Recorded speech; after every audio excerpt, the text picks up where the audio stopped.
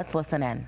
Thank you so much for being here today. I appreciate it. I hope that this discussion and this conversation can kind of bring some clarity and some factual information to a situation that has been evolving over the past couple of days. And I definitely want to make sure that we provide you, and most importantly, we provide the community with information that is relevant, that is concise and specific, based upon an incident that occurred at the GEO facility in the city of Aurora. I appreciate you being here today. The Aurora Police Department is committed to transparency and public safety. We are here to set the record straight. And the events surrounding a recent escape at the ICE GEO detention facility, and to correct misleading statements suggesting that the Aurora Police Department failed to appropriately and responsibly respond to a call for service. The facts that I'm going to lay out are going to kind of tell a different story. Let me be clear. The Aurora Police Department can only respond effectively and efficiently when timely and accurate information is provided. That, unfortunately, did not happen during this case. You can see behind me on both sides of the screen a timeline, and that reflects the events and the occurrences that unfolded. And I'm going to give those to you as follows. At 9:30 p.m. on March the 18th, there was a power outage at the ICE GEO facility, which caused some type of security breach. At 10 p.m., ICE officials believe 2 detainees escaped. At 12:30 a.m. on March the 19th, ICE GEO officials completed an emergency head count and confirmed that 2 detainees were missing. At 2:30 a.m., 4.5 hours after the estimated time of the escape, ICE GEO officials finally notified Aurora 911 of a possible escape and requested an Aurora Police Department response. At approximately 3:30, our watch commander, trying to clarify the circumstances of the vague event that was listed, contacted the GEO facility, spoke with the leadership team, verified that the incident was somewhere in the area of 4.5 to 6 hours old, verified the fact that this was not an immediate ongoing situation, and subsequently referred to a memorandum of agreement that the Aurora Police Department has with the GEO facility that talks specifically about how our response will occur and would occur based on certain events. And I want to give you a little bit of that MOU statement so you can kind of understand where that's at. Officers are going to respond to what's known as a hot escape. Those are things that have just, and that is within a 15-minute span of time. If that occurs within a 15-minute span of time and officers become aware of that, they are going to respond and set up a perimeter in certain locations. Obviously, when we look at the time span between 4.5 to 5 hours that before Aurora PD was ever even notified of this event, that had long such passed. Another aspect of the MOU is what's called cold escapes. Those that are discovered during head counts or have 15 minutes plus will be reported to the police. And that's all it says, reported to the police.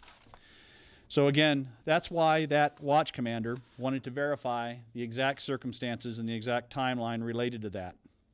At 5:15, our officers did respond, and they did complete a telephonic report related to the escape of those 2 individuals. In my mind, and I hope in yours, this timeline speaks for itself. The Aurora Police Department was not given immediate notification of an active escape. Instead, we were informed hours later after ICE GEO had already lost valuable time for their own internal response. Had APD been properly notified at the moment of the escape, our officers could have deployed resources immediately to establish a containment, coordinate with regional partners, and to assist in tracking those individuals. But without that information, without that connection, without that accurate communication, this was a situation that Aurora Police Department did not cause. However, we have had the yoke of responsibility put on us for the lack of response. As you could clearly state, that the first time that they realized that there was something amiss was at 10 p.m. We got contacted again at 2:30 a.m. in the morning regarding this. That's a break of almost, well, it's 5 hours. The actual head count itself, where they actually determined themselves that they were gone by themselves, was at 12:30. Even that is an incredible amount of time. So during that actual event on that night, again, APD, Aurora Police Department, was never asked to conduct an active search at the time of the escape, nor were we provided with any of the necessary details to do so. As of this morning, again, our detectives were assigned this particular case for follow-up and any potential to try to see if we could assist in this event. As of 3 p.m. Today, ICE Geo has still not provided essential information, no escape flyers, no booking photos, no further details.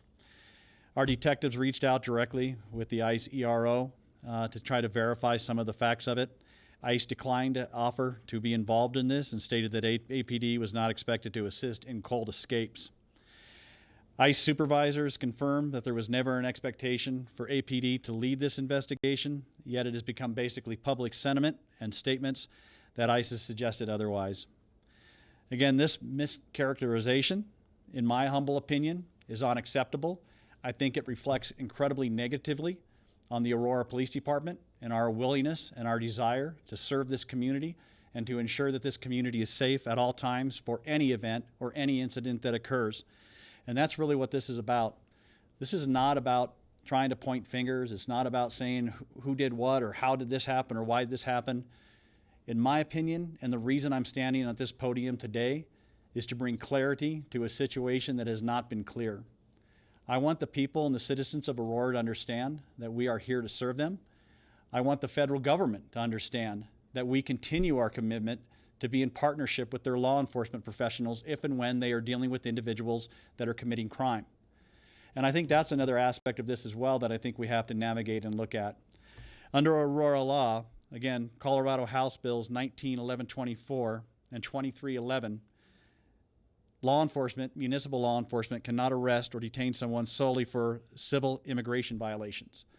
These two individuals that were being held at the Geo facility were there for civil immigration. Obviously, when there was the escape, that changed the dynamics of that.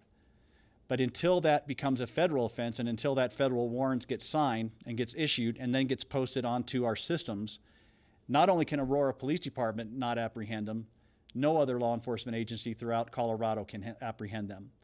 And as of about a half hour ago, those warrants, they have been signed, but those warrants are still not in the system. So if an officer in Pueblo, if an officer in Colorado Springs, if an officer in Denver or Aurora stops them right now, they still aren't going to know who those individuals are based upon that lack of that information being supplied into the NCIC system and into that warrant system. The one thing I want to clarify here too as well is that, again, we have, and I have personally as chief of police of this organization, been a supporter of ICE. I have made statements in front of many of you here today that I will support ICE, I will support HSI, I will support them in their endeavors to hold individuals that victimize or mistreat or criminalize other individuals accountable. And again, that is not a political statement. Before the transition of this political party, the prior political party, I made the exact same statements. My values, my endeavor, my commitment to ensuring that people in the city of Aurora are safe does not change with a political party. It is focused on what is right, what is ethical, and what is constitutional. And when I look at this event tonight and I see this misinformation, to me, again, that tarnishes the representation of an incredible department with a number of incredible officers and personnel that are committed to the service of this community and providing safety to this community. This was not something that was lackadaisically looked at. It was something that was not swept under the rug.